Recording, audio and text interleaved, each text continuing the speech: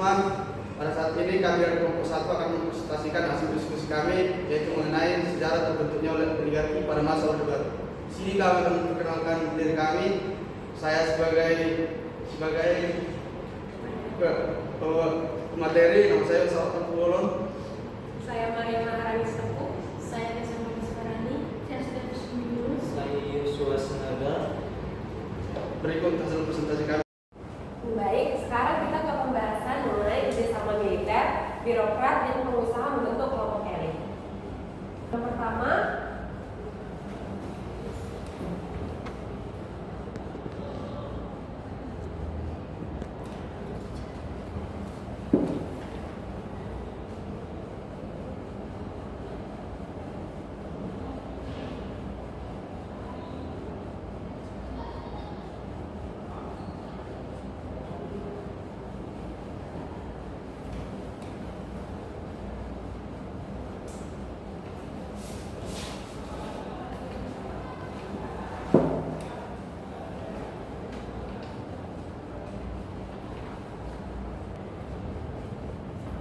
jadi yang pertama adalah militer sebagai fondasi awal kekuasaan 1966 awal sampai 1970-an.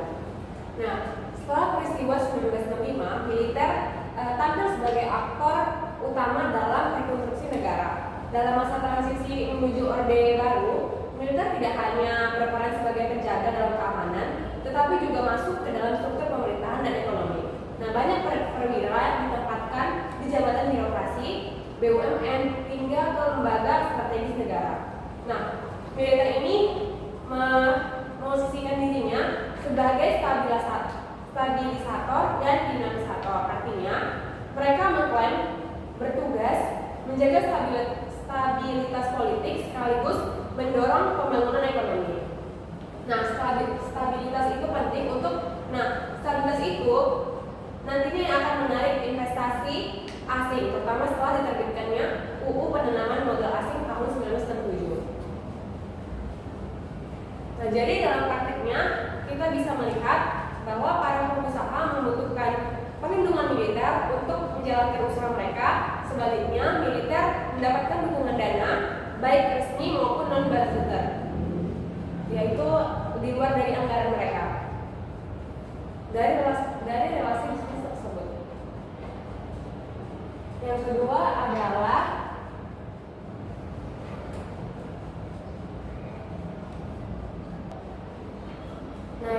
birokrasi sebagai pengelola akses ekonomi 1970-an.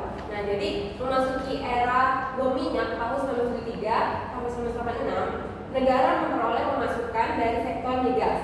Dalam periode ini, birokrasi negara menjadi sangat kuat karena mengendalikan distribusi sumber daya ekonomi. Pada masa ini, jadi pejabat memegang tempat di kehutanan,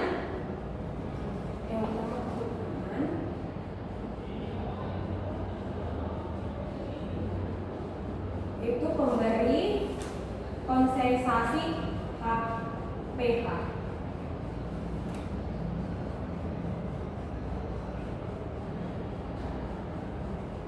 Yang kedua, perdagangan lisensi impor.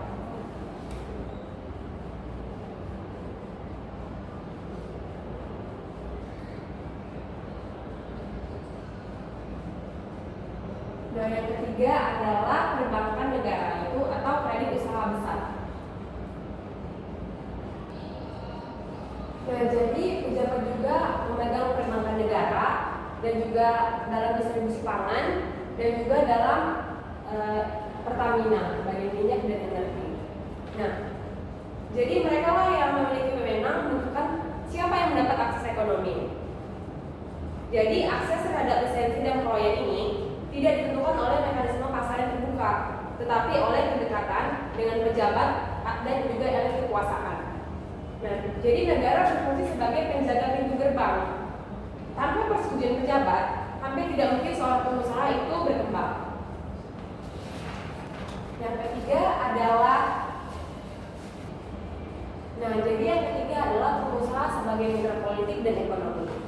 Nah, pengusaha pada masa Orde Baru tidak sepenuhnya mandiri. Sebagian besar pengusaha besar itu berkembang karena kedekatan dengan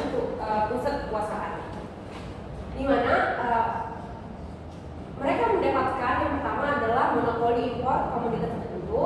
Yang kedua adalah hak pengelolaan hutan dan tambang. Yang ketiga adalah proyek konstruksi pemerintah.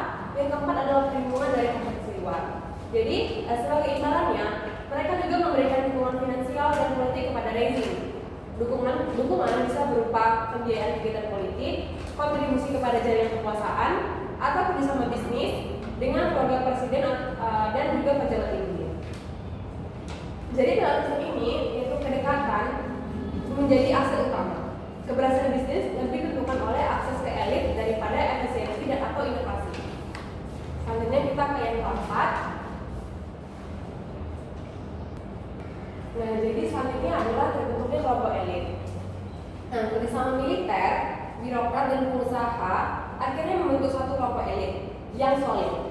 Nah, di mana militer menyediakan kekuatan koersif, birokrasi menyediakan legalitas dan akses administrasi, pengusaha menyediakan modal dan sumber daya finansial. Nah, mereka ini ketiganya saling bergantung. Militer membutuhkan dana dan legitimasi ekonomi, birokrat membutuhkan dukungan politik dan keamanan, pengusaha membutuhkan perlindungan dan akses kebijakan. Nah, selanjutnya hubungan kedekatan dan sirkulasi kekayaan tertutup. Nah, pada masa Orde Baru, akses ekonomi tidak ditentukan oleh persaingan bebas, tetapi oleh kedekatan dengan pusat kekuasaan, terutama Presiden Soeharto dan lingkaran dalamnya. Pada tahun 1973, partai-partai politik dipaksa melebur menjadi tiga, yaitu PPP, PDI, dan Golkar. Nah, Golkar menjadi kendaraan politik utama pada rezim. Melalui Golkar, distribusi jabatan politik dan akses ekonomi diatur. Nah, jadi di sini Golkar bukan hanya sebagai partai. Di sini Golkar bukan hanya sebagai partai, tetapi jaringan kekuasaan yang menghubungkan birokrat, militer, dan pengusaha. Selanjutnya, pada tahun 1975, Pertamina mengalami krisis utang besar akibat ekspansasi bisnis yang tidak transparan. Dalam peristiwa ini juga memperlihatkan bagaimana kontrol ekonomi tetap berada dalam lingkaran sempit walaupun terjadi kegagalan besar.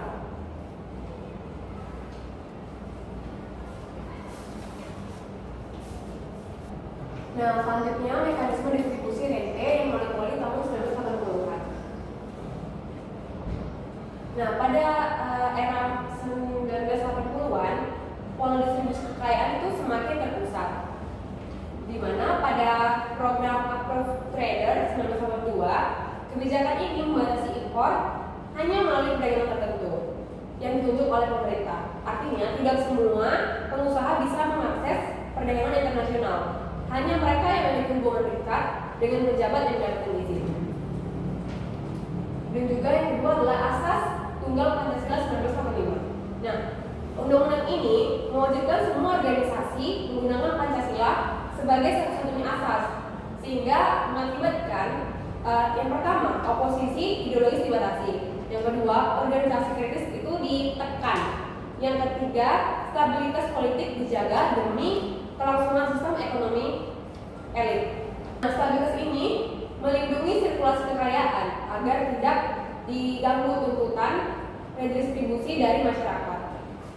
Yang ketiga, selanjutnya yang ketiga adalah deregulasi dan pergeseran oligarki tahun 1986 sampai 1990-an. Nah, setelah harga minyak jatuh pada tahun 1982 sampai 1986 tadi, pemerintah melakukan regulasi ekonomi, di mana kebijakan paket Oktober atau Makro 1988. Nah, reformasi perbankan mempermudahkan pendirian bank swasta. Akibatnya banyak bank dimiliki oleh pengusaha besar yang dekat dengan kekuasaan. Nah, jadi dalam kebijakan ini, alih-alih menciptakan persaingan sehat, kebijakan ini justru memperluas ruang akumulasi modal bagi kelompok elit yang sudah kuat. Dan juga menguatkan bisnis keluarga presiden 1990-an. Nah, pada awal 1990-an, anak-anak Soeharto mulai mendominasi di berbagai faktor, mulai dari monopoli cengkeh, jalan tol, proyek otomotif nasional, dan juga media dan telekomunikasi. Nah, Jadi distribusi kekayaan semakin terkonsentrasi di lingkungan keluarga dan keluarga terdekat. Nah, jadi yang keempat adalah ketegangan internal dan krisis 1990-an dan sampai akhir. Jadi ketika distribusi rente tadi semakin sempit, muncul ketegangan. Yang pertama, sebagian elit militer merasa tersisih. Yang kedua, pengusaha yang di luar lingkungan inti sulit berkembang. Yang ketiga, adanya ketimpangan ekonomi meningkat. Nah, jadi puncaknya terjadi ketika krisis moneter 1997 sampai 1998. Banyak perbankan dan perusahaan kolaps karena praktik kredit yang tidak sehat dan hubungan bisnis yang terlalu dekat dengan kekuasaan. Nah, krisis moneter tadi itu membongkar kelemahan sistem sirkulasi tertutup. Yang tadi, ketika modal asing keluar dan rupiah jatuh, jaringan oligarki juga kehilangan penopang finansialnya. Sehingga pada akhir Mei 1998, Soeharto mengundurkan diri. Sekian. Nah, jadi sekarang saya membahas tentang cara keluarga Soeharto untuk memperoleh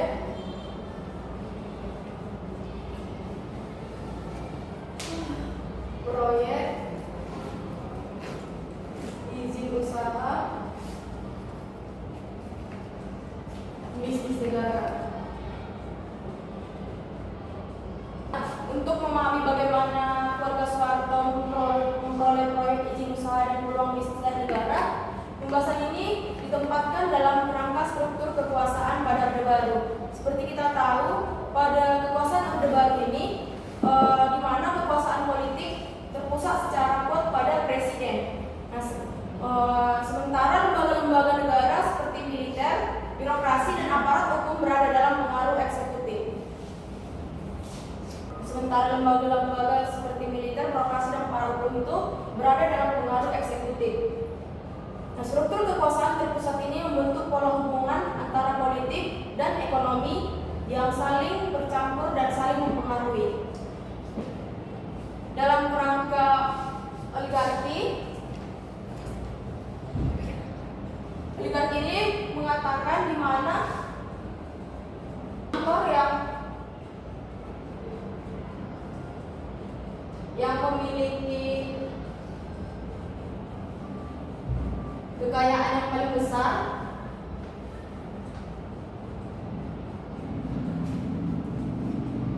dengan menggunakan kekuasaan politik untuk mempertahankan dan melindungi kekayaannya. Jadi aktor yang memiliki kekayaan besar, mereka menggunakan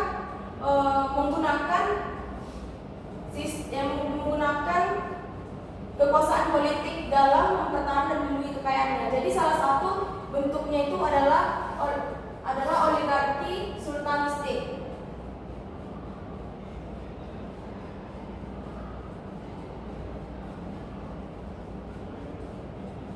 Nah, jadi oligarki sultanistik ini yaitu sistem yang ditandai oleh personalisasi kekuasaan yang dimana pada satu figur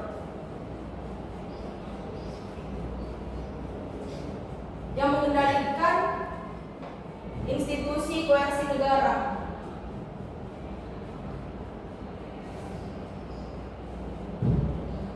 Kondisi inilah negara memberikan kemampuan untuk menentukan distribusi sumber daya ekonomi serta menjamin keamanan kepentingan ekonomi kelompok inti kekuasaan. Jadi struktur ini menjelaskan mengapa akses terhadap proyek negara, izin usaha dan konsentrasi ekonomi sangat dipengaruhi oleh kedekatan pusat kekuasaan.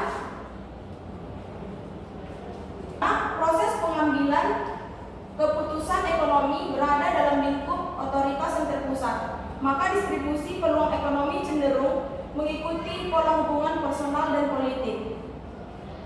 Posisi keluarga Soeharto yang berada dalam lingkar inti kekuasaan menjadikan mereka memiliki akses langsung terhadap kebijakan.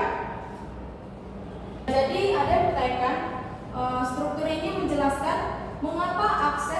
proyek negara, izin usaha, dan konsesi ekonomi sangat dipengaruhi oleh kedekatan dengan pusat kekuasaan yang seperti saya katakan tadi, pada Orde Baru itu kekuasaan politik terpusat pada presiden.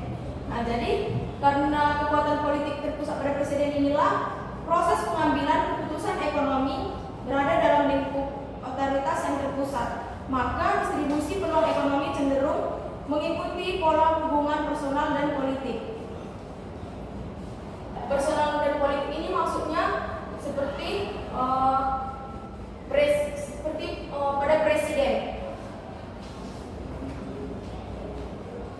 Jadi posisi keluarga Soeharto ini berada dalam lingkar inti kekuasaan, menjadikan mereka memiliki akses langsung terhadap kebijakan yang berkaitan dengan proyek dan perizinan.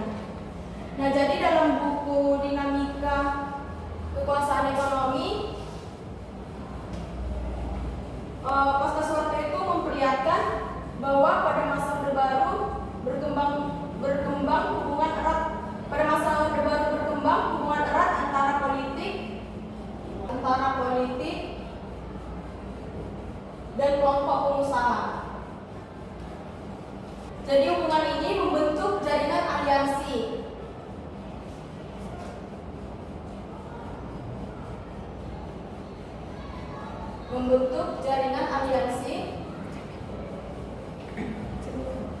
Yang artinya itu saling menguntungkan, dan di mana dukungan politik dan stabilitas kekuasaan saling terkait dengan distribusi keuntungan ekonomi. Dalam proyek tersebut, proyek-proyek strategis dan izin usaha tidak semata-mata ditentukan oleh mekanisme pasar yang kompetitif, tetapi juga oleh relasi kekuasaan yang terbangun dalam struktur negara. Selain distribusi akses ekonomi, struktur kekuasaan terpusat juga memungkinkan perlindungan terhadap kekayaan yang telah terakumulasi. Adanya struktur kekuasaan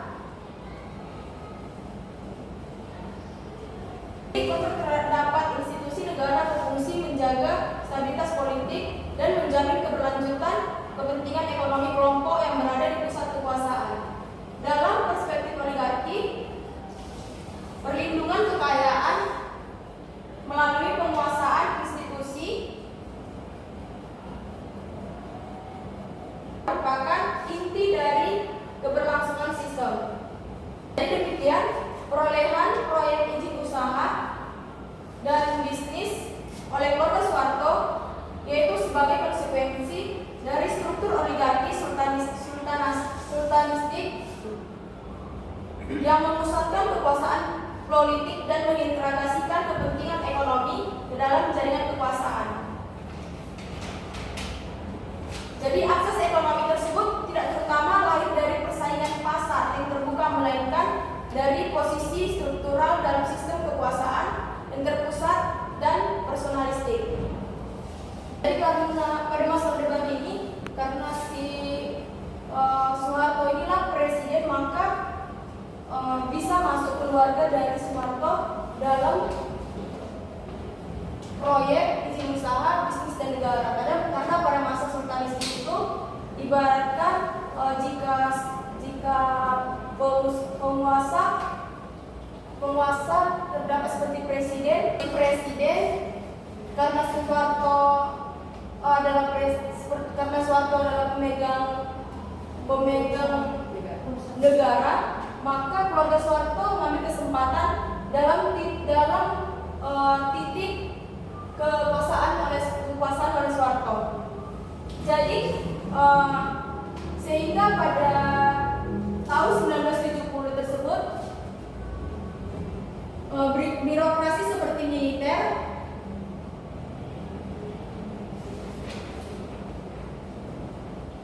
aparat hukum berkesempatan untuk menguasai kehutanan, perdagangan, perbankan, bulog, dan Pertamina.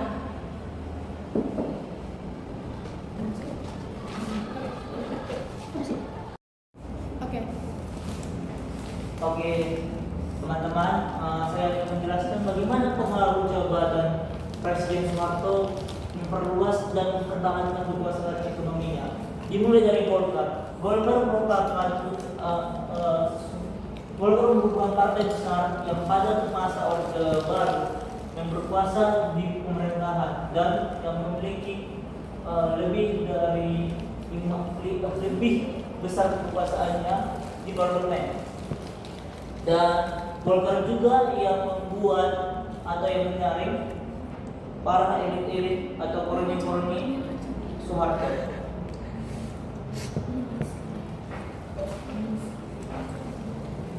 Di mana pada buku Oligarki dan Kapitalisme disebutkan bahwa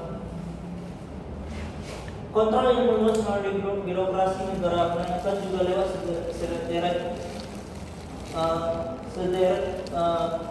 sederet bentuknya. Yang pertama adalah bentuk rekrutmen yang dilakukan oleh Golkar. Golkar merekrut para anggota-anggotanya atau para politisi yang mengejar karirnya di bidang luar militer maupun di bidang birokrasi. Klaim tersebut sudah terbukti melalui pernyataan bahwa melalui pemerintahan oleh teknokrat dan para ahli adalah hal yang perlu sebagai bentuk catatan untuk warga negara yang siap berdemokrasi.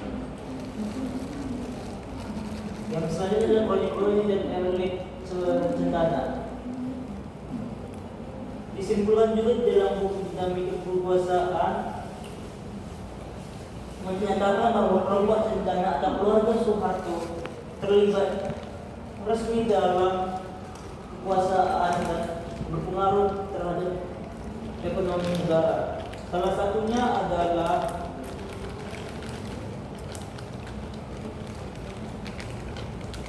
salah satu orang tersebut adalah Tommy Soeharto, sang penguasa kereta dan distributor pasar dan penguasa BUMN. Dan selanjutnya juga ada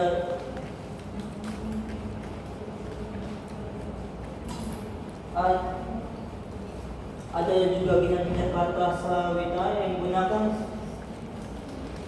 menggunakan sekretaris negara untuk melakukan kontrol kelembagaan langsung terhadap alokasi kontrak pasokan dan distribusi proyek-proyek yang didanai oleh pemerintah. Kelompok ini atau kroni Soeharto ini juga menguasai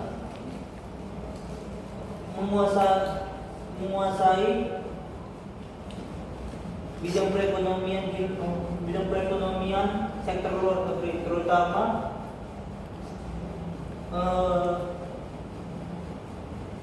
memegang kredit negara serta membentuk kerjasama investasi asing yang kemudian di tahun 1995 meningkat pesat dari 9 miliar US dollar menjadi 39 miliar US dollar pada tahun 1990 sampai dengan 1995. Dan ada juga manufaktur ekspor yang dikuasai oleh keluarga atau koloni Soeharto tersebut melalui perjanjian pajak Accord di tahun 1995.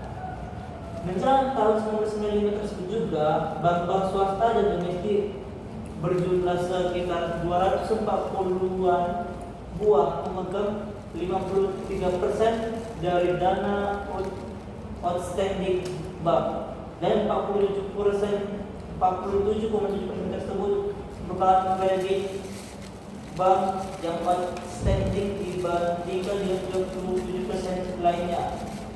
Dan 41% lainnya juga merupakan bank-bank pemerintah yang berinvestasi publik atau negara. Hal tersebut juga membuat efek efek yang sangat terjadi dan dirasakan oleh proyek-proyek tersebut, tapi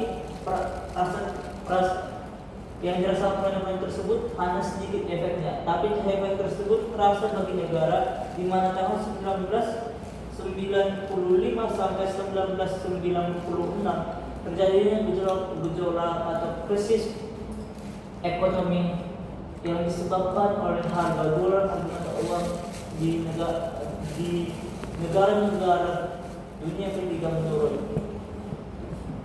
Menurutnya hal tersebut sangat berdampak bagi masyarakat, terutama menurunnya sampai pada 69%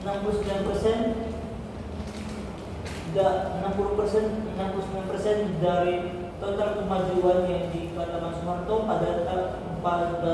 selama 1979 sampai 1990 sampai dengan 1980 sampai dengan 1990.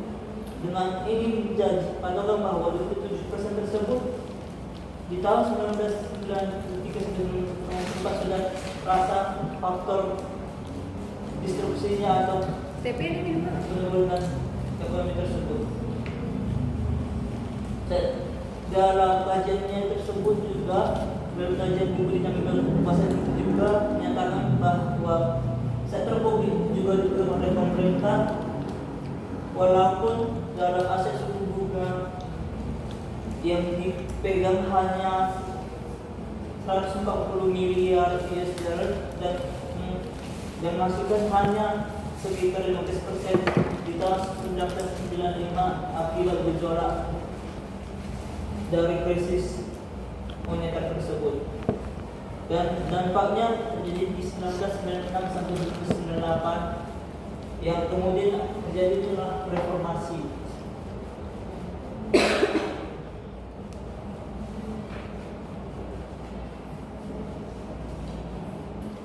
Oke, selanjutnya bom minyak yang membuat kemenangan dari kapitalisme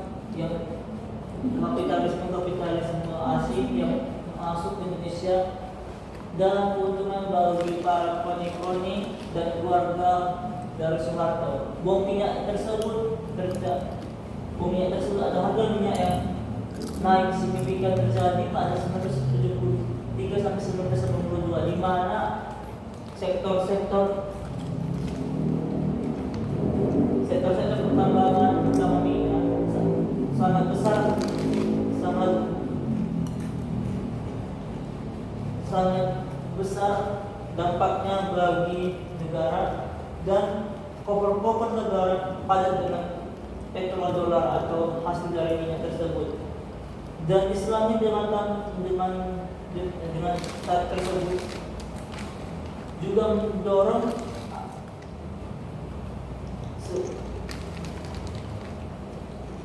mendorong perluasan basis industrial dan kemajuan industrial di negara kita, terutama di bidang industri baja yang diperlukan tambang dan penyulingan minyak, serta industri lainnya seperti industri pupuk dan semen serta kertas. Dalam untuk sektor perusahaan negara tersebut atau industri tersebut meningkat dari tahun ke tahun, dimulai dari tahun 1973 yang mencapai 41 miliar dan kemudian meningkat menjadi 592 miliar tahun 1983 setelah bom minyak tersebut atau harga minyak tersebut melonjak. Berdasarkan salah satu taksiran dari salah satu ahli,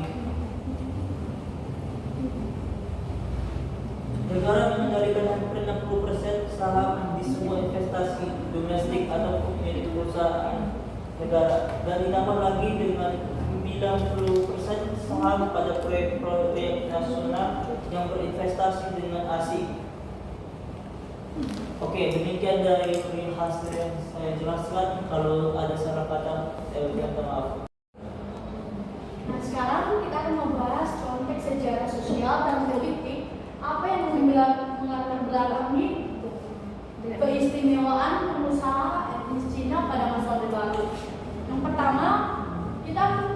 membahas bagaimana konteks sejarah sosial dan politiknya, yang dimana berdasarkan keistimewaan pengusaha etnis Tionghoa pada masa Orde Baru tidak muncul begitu saja, tapi dilatar belakangi oleh konteks sejarah pasca peristiwa 1905 sampai 1906 dan naiknya Soeharto sebagai kendali penuh atas kekuasaan. Nah, setelah 1965, Orde Baru ini membangun rejim yang berlandaskan anti komunis, stabilitas politik, dan pembangunan ekonomi. Nah, negara membuka kembali Indonesia ke investasi asing, terutama dari Amerika Serikat dan Jepang. Nah, serta menjalankan strategi industrialisasi dan substitusi impor. Nah, dalam konteks sosial dan ekonomi, inilah muncul elit kapitalis. Namun dalam materi disebutkan bahwa akses terhadap kekuasaan negara masih relatif dan sebagian besar pelaku bisnis kunci tetap berasal dari etnis Tionghoa Indonesia. Nah, secara politik, Orde Baru itu membangun sistem yang sangat terpusat dan terkontrol, memperkuat birokrasi militer, serta menjadikan Pancasila sebagai alat legitimasi ideologi. Pembahasan ini, politik itu dipersempit dan diawasi ketat, sementara ekonomi justru didorong untuk tumbuh demi stabilitas dan legitimasi rezim. Inilah konteks yang melatar belakangi posisi strategi penguasa Tionghoa.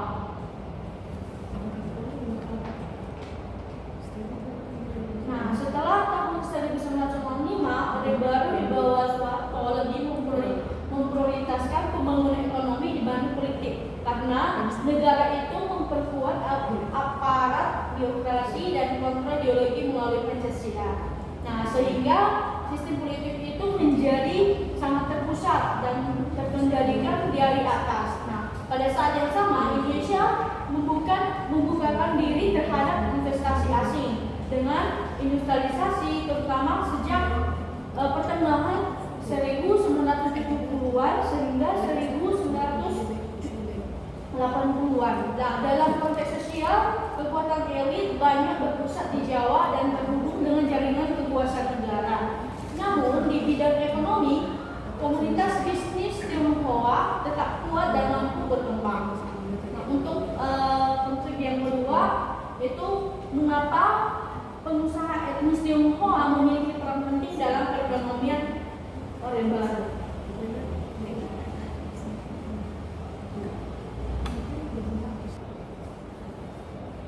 Nah, di sini disebut bahwa sebagian besar pelaku bisnis kunci adalah etnis Tionghoa. Berarti etnis Tionghoa ini memiliki peran penting yang dimana mereka adalah pelaku bisnis kunci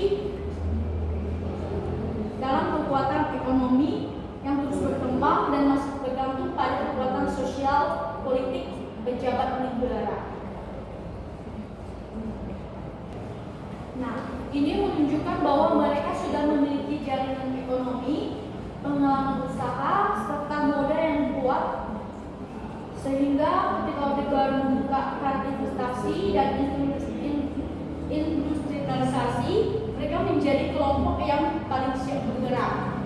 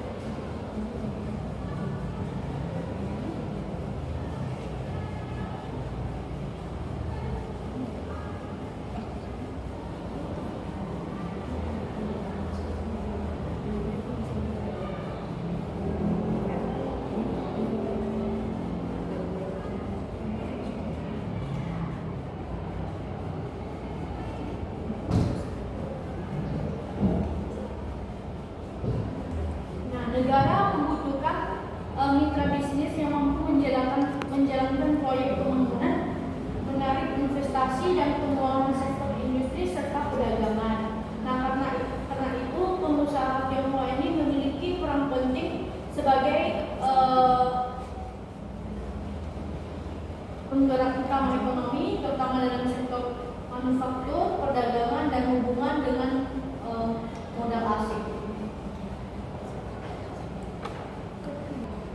Nah, peran ini tidak berdiri sendiri, melainkan terhubung erat dengan kedekatan mereka pada negara, termasuk pejabat birokrasi dan lingkaran kekuasaan.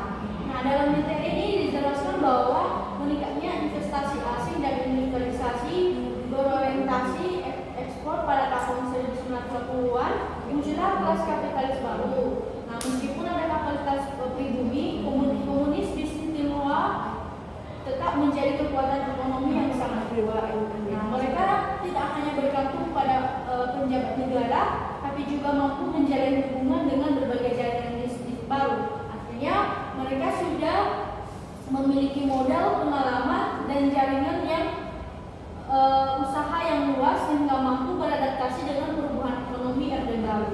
Nah, ketika negara mendorongkan ekspor, investasi, dan pertumbuhan industri, pengusaha Tionghoa menjadi salah satu kelompok yang paling siap menjalankannya. Nah, karena itu mereka memiliki peran penting dalam mendorong pertumbuhan ekonomi nasional. Nah, yang poin ketiga, mengapa mereka Orde Baru membangun sistem politik yang sangat terkontrol, dengan pengawasan keamanan yang luas, pembatasan partai politik, dan sentralisasi kekuasaan pada Presiden Soeharto. Nah, politik dijaga agar tetap stabil dan tidak mengancam kekuasaan rezim. Nah, dalam situs ini, kelompok bisnis termasuk pengusaha Tionghoa tidak diberi untuk memiliki kekuatan politik mandiri. Mereka bergantung pada perlindungan negara dan hubungan patronat dengan penjabat. Namun di sisi lain, negara justru memberi ruang besar di bidang ekonomi karena pertumbuhan ekonomi menjadi sumber legitimasi utama Orde Baru. Artinya, selama mereka loyal dan tidak masuk ke ranah politik yang bisa mengancam stabilitas mereka, diberi kesempatan berkembang dan dalam bidang ekonomi. Dengan kata lain, Orde Baru memisahkan ruang politik yang dikontrol ketat oleh negara dan ruang ekonomi yang dimanfaatkan untuk pembangunan, di mana pengusaha Tionghoa menjadi aktor penting, tetapi tetap berada di bawah bayang-bayang kekuasaan negara. Nah, terlihat pada Orde Baru, pembangunan sistem politik yang sangat terkontrol dan kekuasaan terpusat pada presiden, militer, dan birokrasi.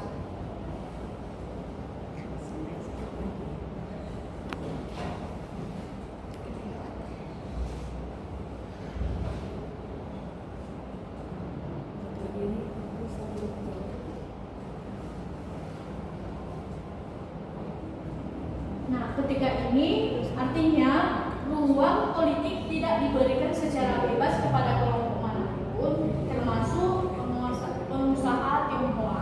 Nah, politik harus tunduk pada hukum negara. Namun di sisi lain, pembangunan ekonomi menjadi sumber utama legitimasi Orde Baru. Nah, negara membutuhkan pertumbuhan ekonomi agar rezim tetap stabil dan kuat. Nah, karena meskipun ruang politik dibatasi, ruang ekonomi justru diperluas. Nah, pengusaha Tionghoa diberi kesempatan untuk berkembang dalam bisnis selama mereka tidak menentang kekuasaan politik dan tetap berada dalam sistem yang dikendalikan negara. Jadi pembatasan terjadi di bidang politik demi menjaga stabilitas kekuasaan, sementara kelonggaran diberi di bidang ekonomi demi mendukung pembangunan dan pertumbuhan nasional. Mungkin itu saja dari teman-teman. Baik teman-teman, pada saat ini saya akan presentasikan hasil dari analisis saya mengenai gerakan buruh pada masa Orde Baru tentang kontrol negara, kondisi kerja, dan dinamika perlawanan. Nah, untuk poin yang pertama ada namanya depolitisasi buruh.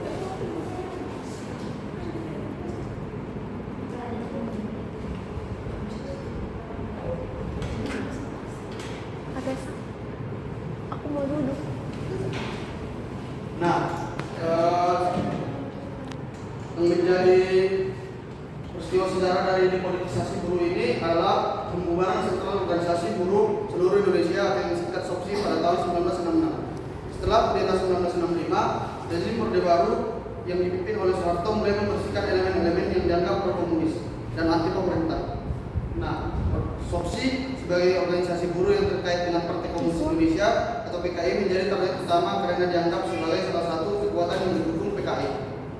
Pada tahun 1996, pemerintah Orde Baru membubarkan SOPSI dan menangkap banyak pemimpin yang menjadi anggota yang dianggap ancaman terhadap keamanan nasional. Poin yang kedua ada sentralisasi organisasi.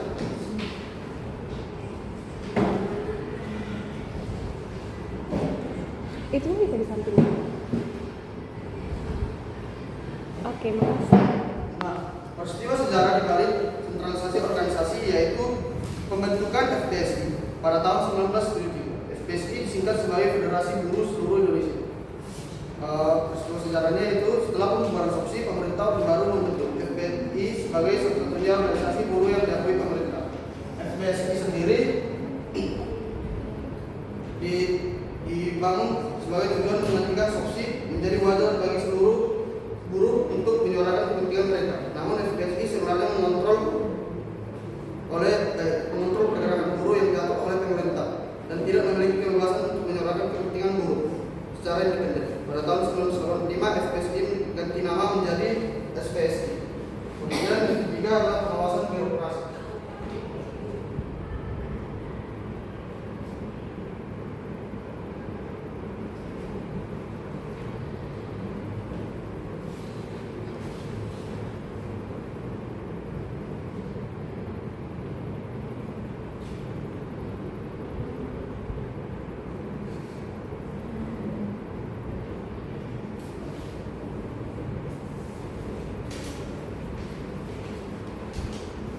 Nah, untuk yang ketiga ini peristiwa sejarahnya itu penembakan mahasiswa dan buruh di Universitas Trisakti tahun 1998. Pada tahun 1998, krisis ekonomi dan politik melanda Indonesia memicu protes dan demonstrasi mahasiswa dan buruh.